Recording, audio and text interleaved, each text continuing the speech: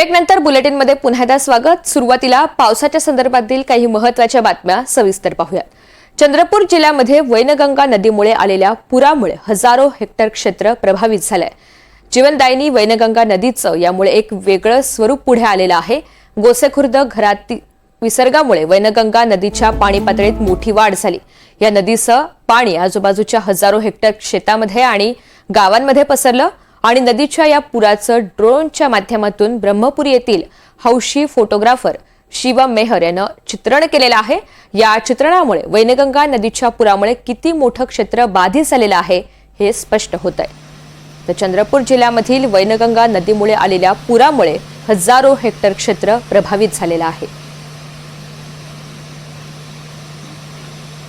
ब्रह्मपुरी येथील हौशी फोटोग्राफर शिवम मेहर याने हे चित्रण केलंय आणि या चित्रणामुळे वैनगंगा नदीच्या पुरामुळे एकंदरीत किती फटका बसलेला आहे याचा अंदाज बांधता येतोय।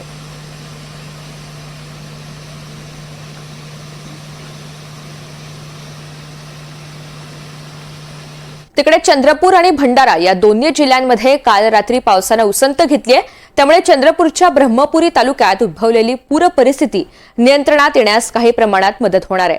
गोसेखुर्द धरणामधून मोठ्या प्रमाणात पाण्याचा विसर्ग झालाय। गेले 2 दिवस चंद्रपूर जिल्ह्यामध्ये जवळपास 350 मिलीमीटर पाऊस झाला आणि त्यामुळे पूर परिस्थिती निर्माण झाली।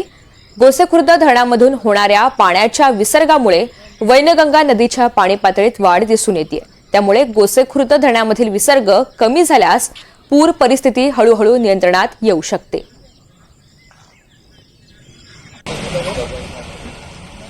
चंद्रपूर जिल्ह्यातील ब्रह्मपुरी या तालुक्याला मोठा पुराचा फटका बसलेला आहे। वैनगंगेच्या आलेल्या पुरामुळे ब्रह्मपुरीतील जवळपास 8 ते 10 जे गाव आहेत त्यांना पुराचा मोठा फटका बसला आहे। पण आज सकाळपासूनच पाणी आता नदीचं जे पाणी आहे ओसरायला सुरुवात झालेली आहे। चंद्रपूर आणि भंडारा या दोनही जिल्ह्यात काल रात्री पावसाने उसंती दिल्याने चंद्रपूर जिल्ह्यातील ब्रह्मपुरी तालुक्यात उद्भवलेली पूर परिस्थिती नियंत्रणात काही प्रमाणात मदत होत आहे। गोसेखुर्दतून मोठ्या प्रमाणात पाण्याचा विसर्ग झाल्याने आणि गेले 2 दिवस चंद्रपूर जिल्ह्यात जवळपास 350 मिलीमीटर पाऊस झाल्याने पूर परिस्थिती निर्माण झाली आहे। मात्र काल रात्रीपासून पाऊस न झाल्याने आता गोसेखुर्द धरणातून होणाऱ्या पाण्याच्या विसर्गामुळे वैनगंगा नदीच्या पाणी पातळीत वाढ दिसून येत आहे। त्यामुळे गोसेखुर्द धरणातील विसर्ग कमी झाल्यास पूर परिस्थिती हळूहळू नियंत्रणात येऊ शकते।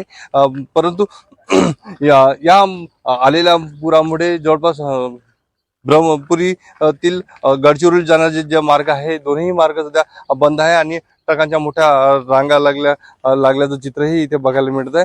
परंतु सकाळपासूनच जे पाण्याची विसंगती होण्यास सुरुवात झाल्याने आता थोड्या वेळातच काही वेळातही हे मार्ग मोकळे होण्याची शक्यता वर्तवण्यात येत आहे। व्हिडिओ जर्नलिस्ट राजवरण सोबत अभिषेक भटपल्या, NDTV मराठी।